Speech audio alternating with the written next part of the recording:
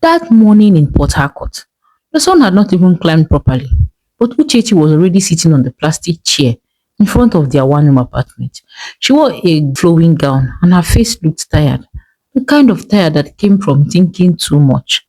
Inside, her husband Kene was still snoring like someone with no problem in his world. At that time, Uchechi was a secretary at a construction company. She was beautiful in that effortless way, caramel skin, fine teeth, and a body that could make even a deacon lose concentration. Her boss, Mr. Okon, had been disturbing her for months, always finding one reason to call her into his office. Uchechi, come and type this letter. Uchechi, please bring your phone, let me check something. And each time Uchechi entered his office, his eyes would travel faster than his words. At first, she avoided him. She needed her job badly. Her husband Kene had no steady source of income, just a smooth tongue and big dreams. Every day he would say, babe, don't worry, one day we will hammer. But the only hammering happening was the landlord always knocking at their door for rent. One afternoon, Chechi came home early, face squeezed. Kene, this man's disturbance is getting out of hand. Every day, he says he wants to give me the world. Kene looked up from where he was lying, shirtless on the bed. Give you the world? Really? Ha! Maybe you should let him, oh. Let him? How? What's wrong with this, my wife self? Tell him to start by giving us house rent now. Do you like the way the landlord is always knocking at our door? Uchechi hissed. I'm serious. Please stop. But I'm serious too, Kene said, sitting up. If he wants you that bad, let him pay. You think all this your beauty is for decoration? We can use it wisely to solve all our money problems. Uchechi opened her mouth, closed it again. For a moment, she stared at him half shocked, half curious.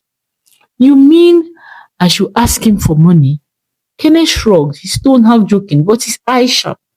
Yes now, if he says he can give you the world, let him start small. Let him pay our house rent. Let's see how serious he really is. And that was how everything started. The next day at work, when Mr. Okon made his usual speech about how he would take care of her, Uchechi said softly, Sir, our landlord wants to throw us out. I need 200,000 naira. Mr. Okon didn't even blink.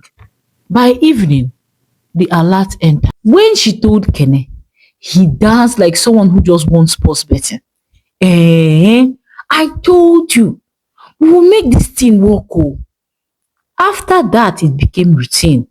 Each time Mr. Okon asked to see her, Kene will whisper new ideas. Tell him we have hospital bills. Tell him your mother is operating. Tell him that you're not feeling fine. And each time, money came in.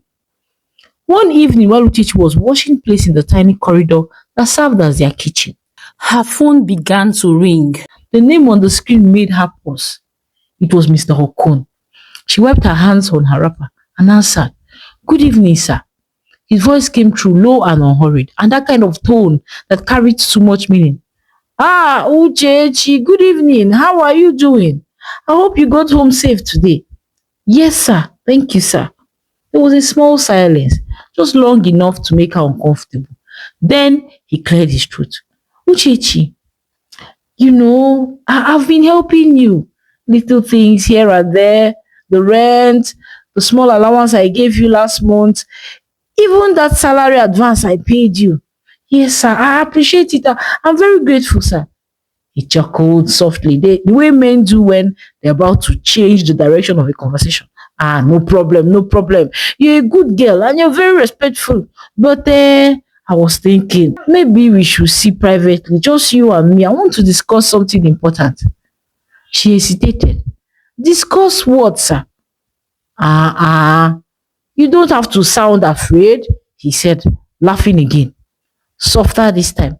Nothing serious. Just I've done a lot for you, Chichi, and I feel we should get to know each other better.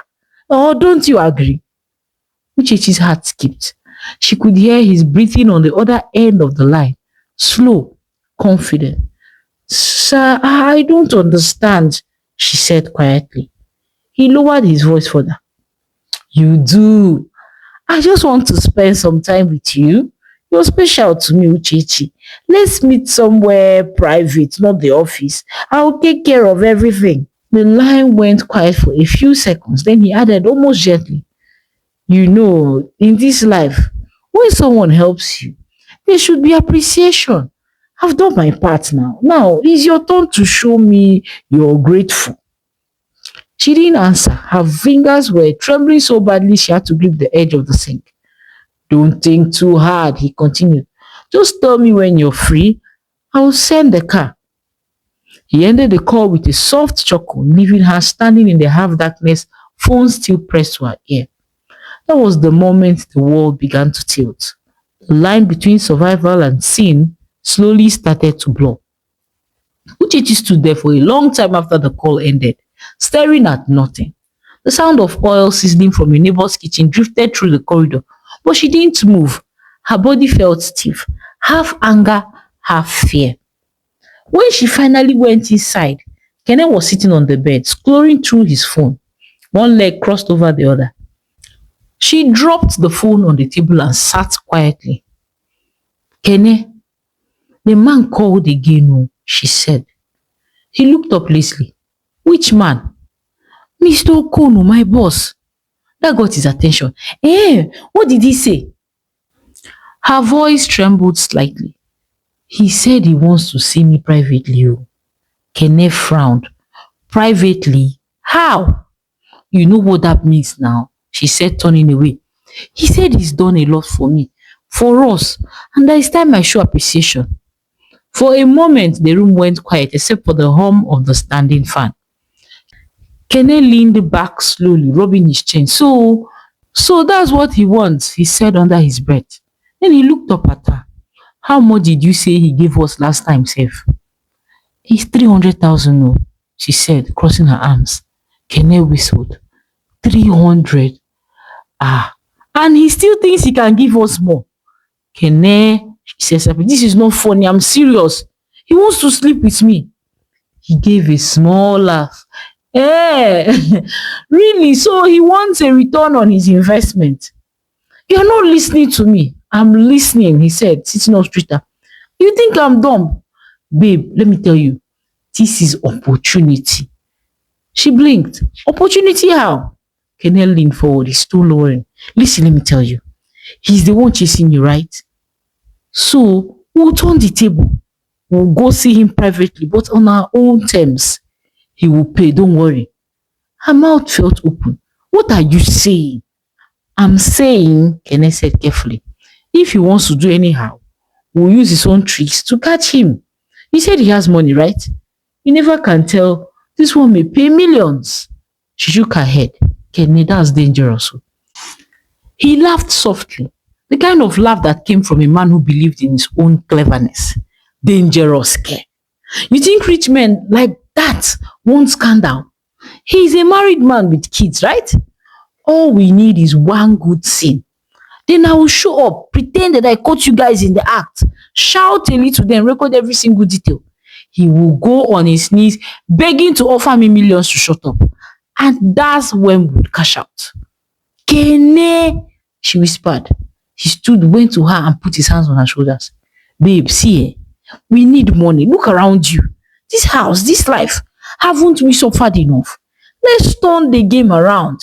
Take advantage of this once in a lifetime opportunity to change our lives for the better, he continued. She tried to hold his gaze, but something in his eyes, the excitement, the calculation, made her chest tighten. And if it goes wrong, she asked softly. Kene smiled. It won't. Don't bother your head. I've thought it through and through. It's a clean job. Nobody will suspect anything. After this, you resign immediately and we can even relocate. Uchechi sighed, rubbing her arms like she could chase the guilt away.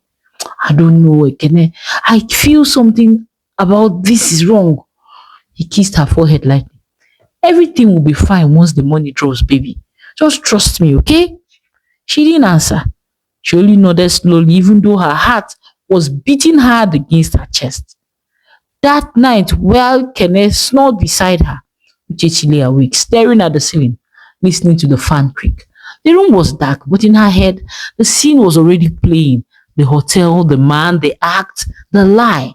She whispered to herself, God, forgive me, oh, it's just this once. And that was how the trap was born. Not from wickedness, but from hunger, fear, and one small compromise that opened the door to many more. The next Friday, Uche booked a hotel room at Elekahia. Uchechi dressed in a plain new dress. She put on a little makeup and packed her hair in a bun. When they arrived at the hotel, Kene sat inside a bar pretending to be on the phone.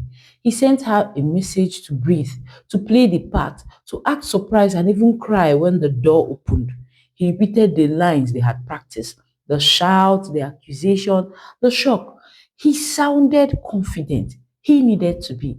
When Mr. Okon arrived, he brought wine and a small paper bag of snacks.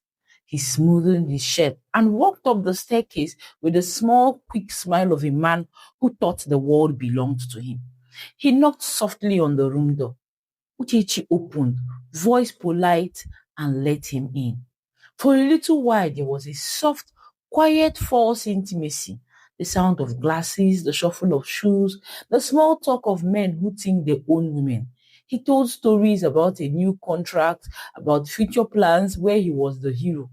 Uche nodded, poured him another glass and watched him relax. She counted bricks and kept her face still. Then, the moment they had practiced came. She stood and pretended to go to the bathroom to freshen up. Her heart thudded hard, but her hands were steady. She dialed Kene from inside the bathroom. A whispered quick call.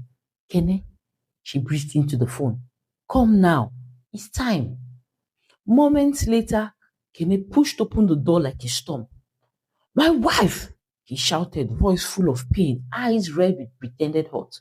What are you doing here with your boss? How dare you? So this thing I've been hearing is true? He had a phone on the other hand. Mr. Okun flinched as if someone had slapped him. His smile fell like a curtain. He stuttered. Hey, sorry, oh, we can explain. I can explain. Kenny grabbed his phone and waved it like proof. No, Mr. Man, you cannot talk your way out of it. You have the guts to sleep with a married woman. Is it because you have money? You think that you can use your money? I will post you on social media so the world will see you for who you are. No, no, no, no, please don't do that.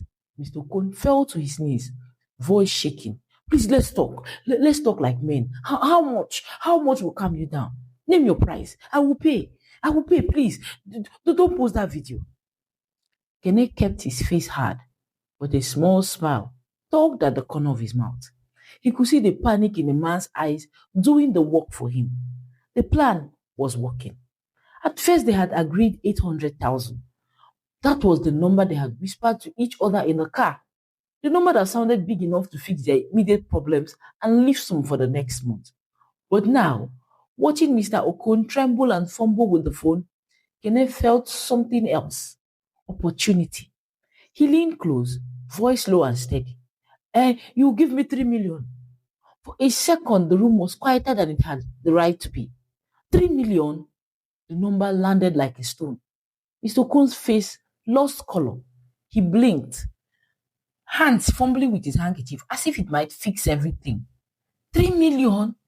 He tried to laugh, but it came out like a sob. No, now. I don't have that. Please, let me give you 1 million, please. 3 million, he stuttered.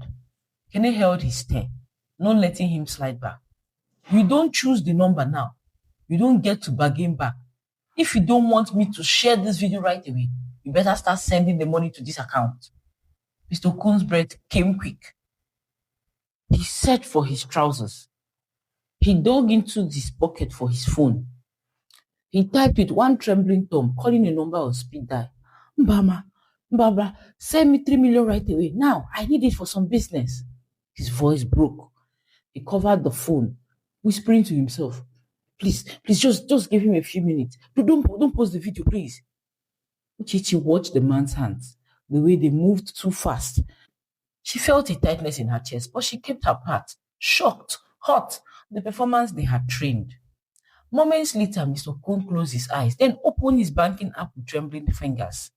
Kene called out an account number, repeated it as Mr. Okon typed. Kene took the phone, checked the number, and then talks it back to him. After you send me the alert, then I'll cancel the recording. Mr. Oko swallowed hard. He sent the transfer, waiting, eyes glued to the little spinning circle. He kept muttering apologies and vows. When the alert finally showed, the tiny screen with the confirmation, Mr. Cone fell forward, gasping like a man who had been given a second chance. He whispered, I've sent it, I've gotten an alert. Please, delete the video. Kenneth stood up slowly and smiled like a man who had just closed the business deal. He reached for Uchechi's hand and helped her to her feet as if to steady her. Then he looked at Mr. Cone. Make sure you don't try this again, he warned.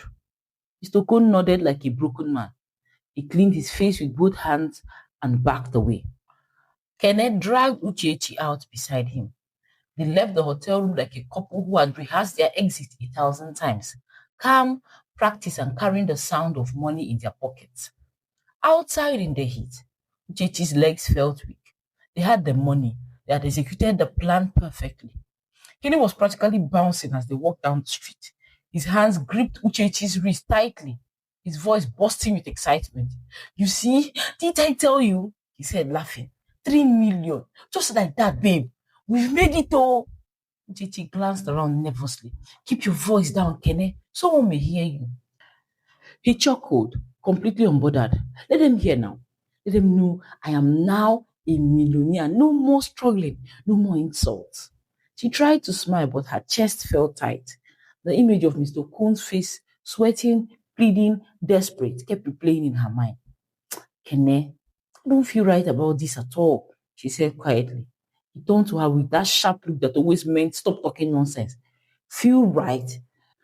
You think that man felt right when he told you to sleep with him for money? He wanted to use you. He thought you were cheap. Well, now he paid, just not in the way he expected.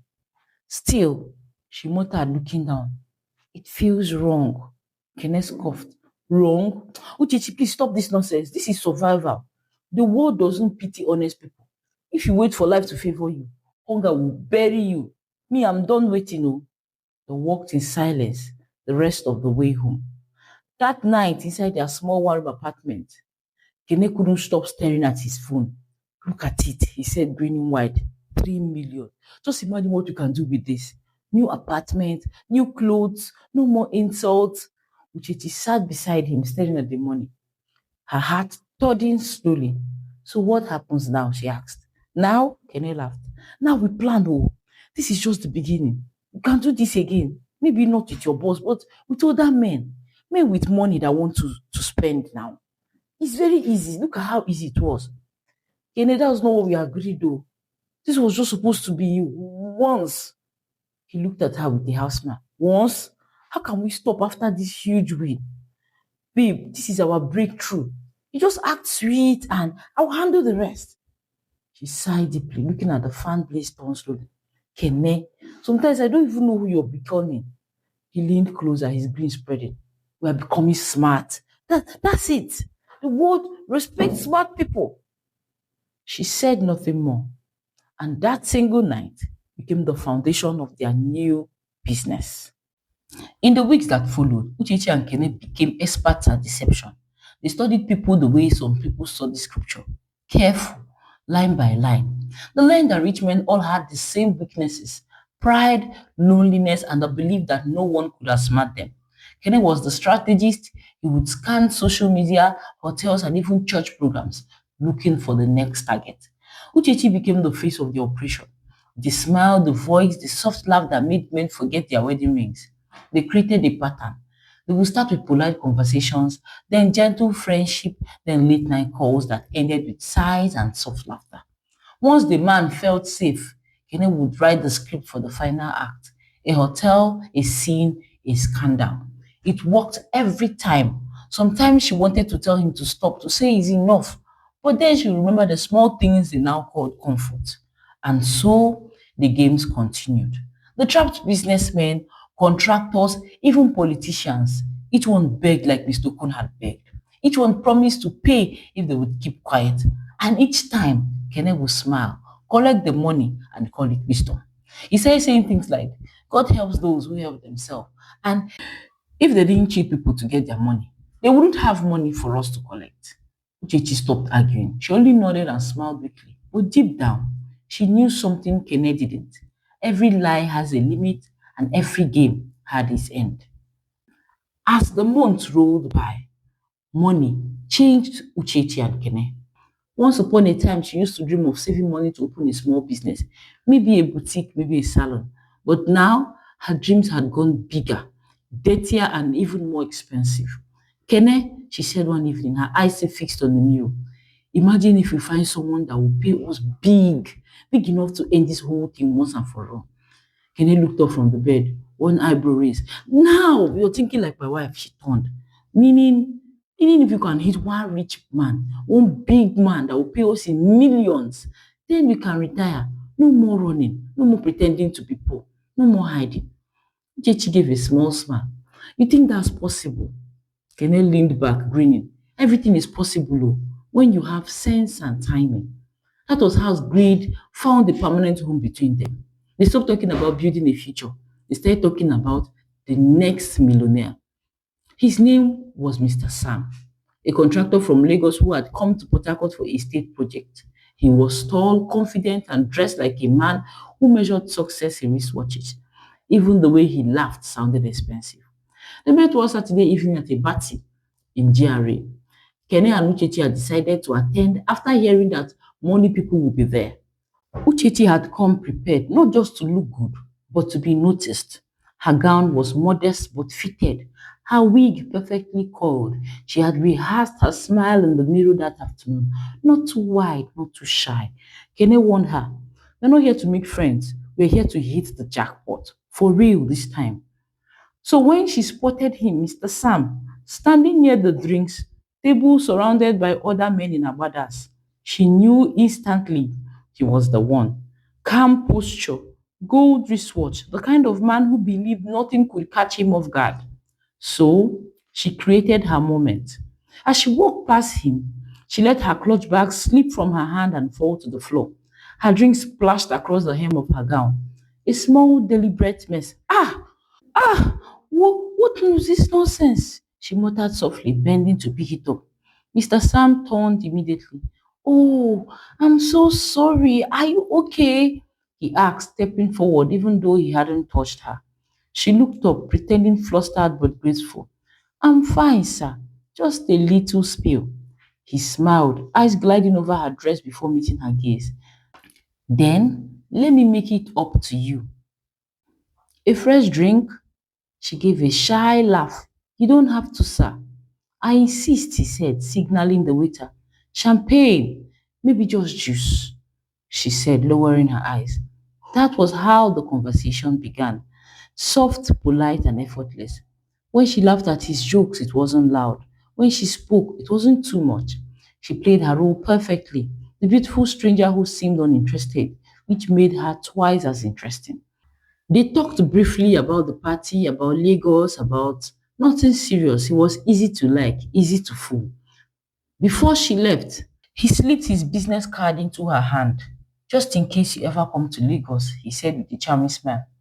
Later that night, as Kene and Uchichi drove home in silence, he finally asked, So, is he interested?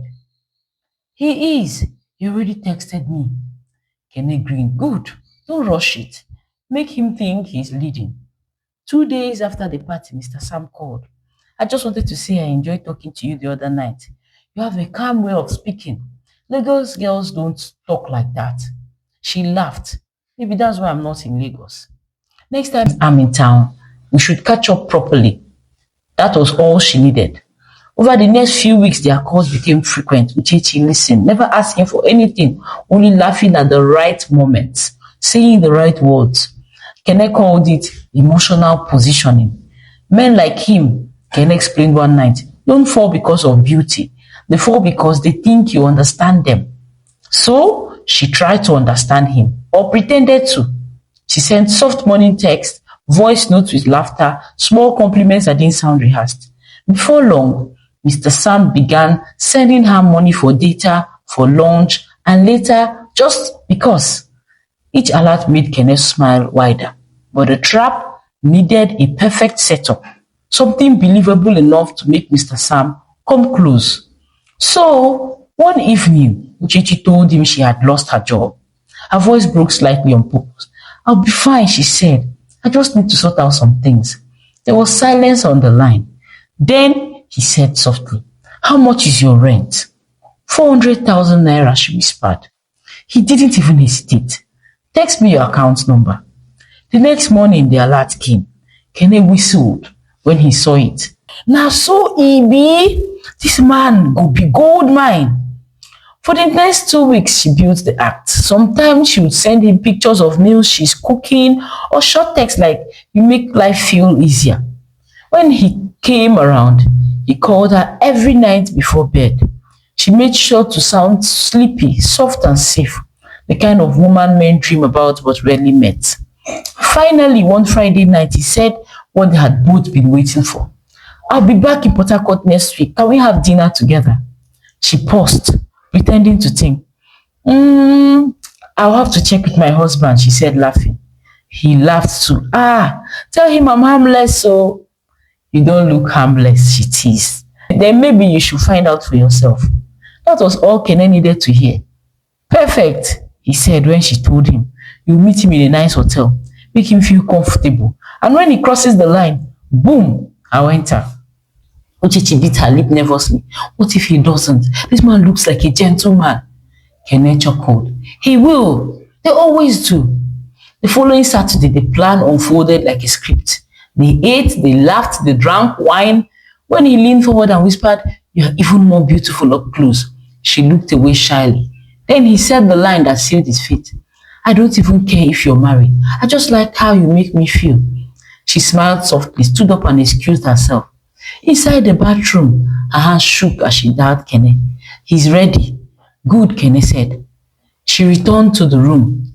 Mr. Sam had already loosened his tie and removed his jacket. When he leaned closer, the door flew open. Uchechi, Kene shouted. So this is what you are doing behind my back? And not long after, they smiled home with 5 million naira. After Sam, they went quiet for some months, but silence is boring when greed is awake. Ken and Uchechi were no longer afraid. What started as desperation had now become full-time business. They moved differently, dressed better, spoke softer, lived louder. Every Sunday they sat together like planners of evil, searching for the next opportunity. We can't stop now, Kene would say, tapping his phone. This is our season. And so the next chapter of their hustle began. Yusuf was the easiest, a famous footballer visiting Port Harcourt for an off-season program. Young, soft-spoken, and too trusting for his own good. He met Uchechi at a lounge, liked her smile, and thought she was harmless. She told him she was in a difficult marriage and just needed someone to talk to. He believed her. Within 2 weeks, he was calling her every single night. Within 3, he was holding her hands at dinner. And by the 4th, he was kneeling on the floor of a hotel room, begging Kene not to ruin his career. 5 months later, the couple bought new cars and toasted to good teamwork. But deep down, Uchechi had started changing. Sometimes she would stare at her reflection and ask, what if this all ends one day? Kene always brushed it off. We are too smart to get caught. But greed doesn't end with wisdom, and faith doesn't forget debt. Days became weeks, weeks became months, and months became years. Kene and Uchechi were no longer struggling, they were thriving, but not as husband and wife anymore. They had become partners in crime, business partners. They no longer slept side by side. Love faded, replaced by suspicion. Greed became the only thing that still bound them. Uchechi became her own enterprise, the hunter, the bait, and the trap in one body. Every weekend, she attended parties and business events. She knew where to sit, how to smile, when to look away, when to laugh softly. Their partnership, though cold, was still effective. They spoke in short, sharp sentences. Target found. Be ready by 9. Money landed. It wasn't love anymore. It was logistics. Then one night at an oil magnet's birthday in Jare, she met Mr. Eric. Tall, calm, mid-40s, with a wristwatch that looked like it would pay rent for 1 year. He was different. He didn't chase. He observed. When Uchechi smiled at him across the table, he just nodded politely. That small control drew her in more than any compliment. That was how they started. For the first time, Uchechi wasn't sure who was playing who. Eric didn't rush her, he didn't flirt openly or ask for anything foolish. Instead, he listened, the one thing she wasn't used to. He sent her small gifts, perfumes, a phone, a bracelet. He never bragged, he never touched her. It confused her deeply. At home, Kene grew restless. Babe, he said one night, this your Eric matter is getting longer than usual. When are we going to cash out on him? Uchechi looked away. He's not like the others. Kene frowned. What do you mean? Does he have two heads? She said, this one, he's too calm and I don't think he will fall for drama. I need some time. Time? Time for what? Are you falling for him? Kenneth snapped. Uchechi's eyes flashed. Don't talk to me like that. If it wasn't for me, you'll still be borrowing transport money. Kenneth hissed. Keep your eyes on the game, Uche. Love doesn't put food on the table. But she had already forgotten. Or was trying to. Weeks passed and Uchechi and Eric began to meet more often.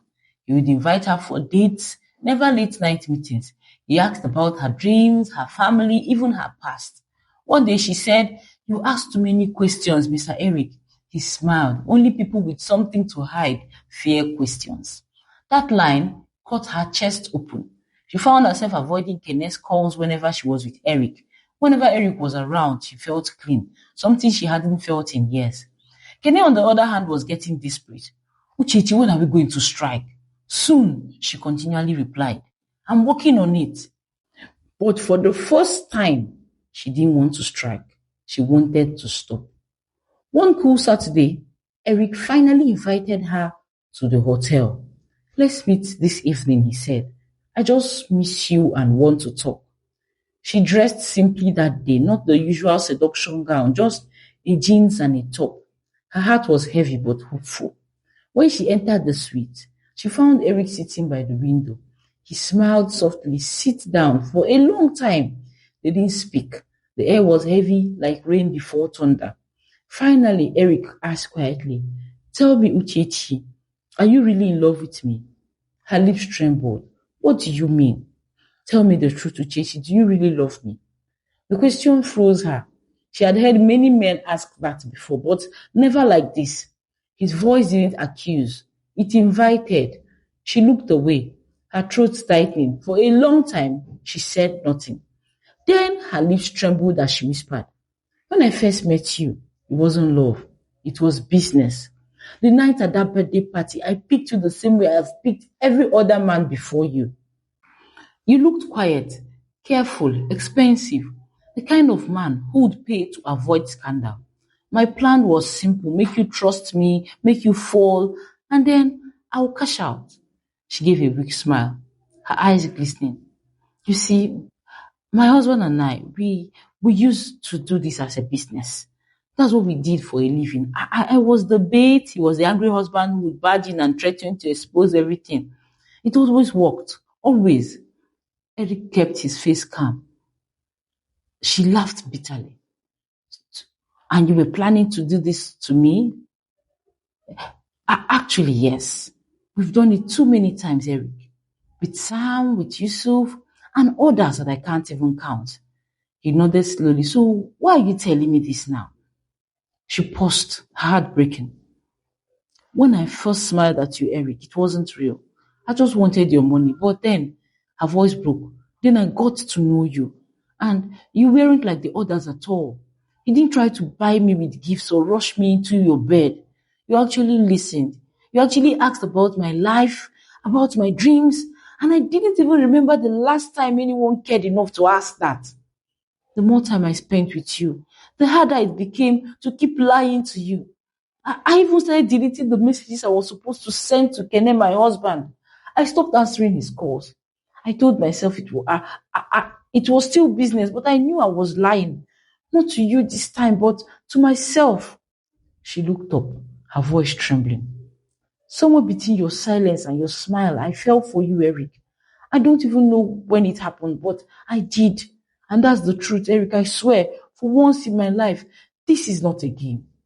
She wiped her face with her hands, whispering, when I'm with you, I feel like the person I was before all these lies. before the scams, before the guilt. That's why I'm telling you. Because I'm tired. I'm tired of these lies. I just want to stop running. The room fell silent. The hum of the air conditioner was the only sound. Eric's eyes softened slightly. He stepped closer, studying her face. He turned away for a moment, facing the window. His reflection on the glass looked distant, unreadable. Then slowly he came back to her with a small, calm smile. You know what, Uchechi? He said quietly. I don't even know what to say right now. He stepped closer and gently took her hand. His voice softened. I want to help you, to give you something better, something you deserve. I want you to call your husband. Tell him it's time, that this is your final act and that you've gotten the big one. Since all he wants is money, let him have it. I can pay any amount. Her eyes widened in disbelief. Eric, are you serious? Completely, he said, his tone low and convincing. Let's end this once and for all. I will handle him, I promise. You don't have to keep living like this. She stared at him, tears slipping down her cheeks. You really do that for me? He nodded, his thumb brushing over her hand. Yes, Uchechi, I want you to start over. You deserve better than this life of hiding and fear. I will take you away from all of it. Her voice cracked as she whispered, Eric, I don't even know what to say. He smiled. Then don't say anything. Just make the call. Let's finish this together. Uchechi believed him. For the first time in years, she felt like she was standing at the edge of freedom, not knowing it was the edge of a trap. She walked into the bathroom as usual, her reflection in the mirror trembling almost as much as her hands. Her heart was pounding so loudly she could hear it from the home. She took a deep breath and dialed. Kene, she whispered, come to Grand Nova Hotel, room 408. It's time. Kene's voice shot through the phone, full of excitement. For real? You serious? She said softly. He laughed, almost imagining the money. How much? How much will we take this time? Is it in 5 million or make I push and reach 10? I don't know, she said quickly. Just come. I'm on my way. She hung up, staring at her reflection again. For the first time, she wasn't smiling. Something about Eric's calmness made her uneasy, but she told herself it was her lap job after all. After this, she would be free. 30 minutes later, a knock echoed on the door. Kene burst in dramatically, wearing a crisp white shirt and same fake rage he'd used on countless victims. You again? So this is what you've been doing, Uchechi? Eric didn't even flinch. He was sitting comfortably, phone in hand, a faint smile on his face. Mr. Kene, he said calmly. Finally, you made it. Kene blinked, thrown off balance. What are you talking about? Who are you? He backed, trying to recover his act. Eric chuckled softly. Come on, Kene. You can drop the performance. I know exactly who you are and what you two do. Kene's eyes darted towards Uchechi, who sat frozen, her limbs trembling. What's going on here? Kene snapped. Eric gestured to a chair. Please, sit. Kene hesitated, then sat, confused and nervous. The air felt thick, heavy. Eric rose quietly, walked over to the table and picked up his phone. Before we continue, he said in a voice so calm it was frightening. There's something you both need to hear. He tapped the screen once. From a small speaker on the table, Uchechi's voice filled the room, trembling, broken, undeniable. My husband and I, we used to scam people. Sam, Yusuf, Adeyemi. Kenneth's eyes widened in horror. What is this? Eric's expression hardened. Evidence. Uchechi gasped, her voice shaking. Eric, you recorded me. He turned to her, his calmness turning cold. You recorded other people's shame for money. Consider this fair trade. But you promised, she began. Eric handed her his hand, silencing her. Please, you're not the only one who makes promises you can't keep. He turned to Kene. You know Yusuf, the footballer you duped last year? He's my close friend. Kene stumbled backward, his knees almost giving out. This can't be happening. No, this can't be happening. Eric's voice dropped lower, steadier. When Yusuf told me what happened, I didn't believe him at first. Then he showed me pictures. Your faces, your names, your style. I traced you from Port Harcourt to Warri. And then here. He looked at them both, his jaw tight. I've been watching and waiting. He pressed another button on the phone. A soft knock came on the door, and two uniformed policemen walked in, calm, professional, ready. Officers, Eric said quietly, these are the people. Kene jumped up. Wait, wait, we can talk, we can settle like men. One of the officers grabbed his arm. The other reached for Uchechi, snapping the handcuffs around her wrist before she could even stand. She broke down crying. Eric, please, you said you loved me. Eric looked at her one last time. I never told you that. As the police led them out, the hallway filled with whispers and phone flashes. Hotel guests peeked through their doors, some recording, others pretending to look. Outside, through the metal bars of the police van, Uchechi turned back towards the hotel window where Eric still stood watching. Why, Eric? Why me? She sobbed. He met her gaze, eyes steady. Because some lessons only sink in when the door finally locks. Then he walked away. 2 months later, judgment was passed. Uchechi and Kene stood side by side in the courtroom. The same partners who once shared secrets and lies, now bound by chains and silence. The silence echoed through the room like a bell. 7 years imprisonment. Kenneth didn't say a word. He only stared ahead, his face blank as officers led them away.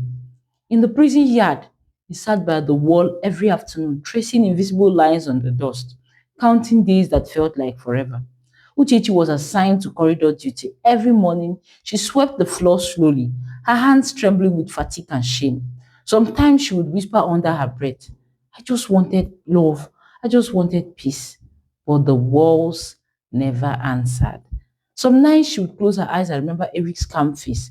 Not the anger, not the betrayal, just the silence before the truth broke everything.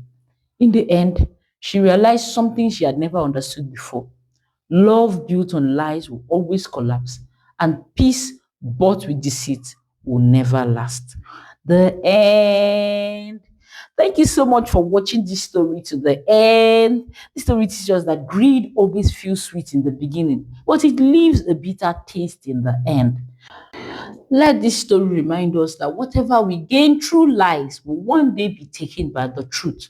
Walk honestly, love sincerely, because no matter how far a lie runs, truth doesn't need to hurry. It will still catch up.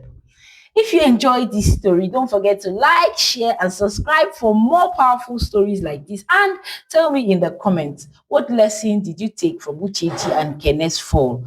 Thank you so much for watching. See you in the next one. Bye.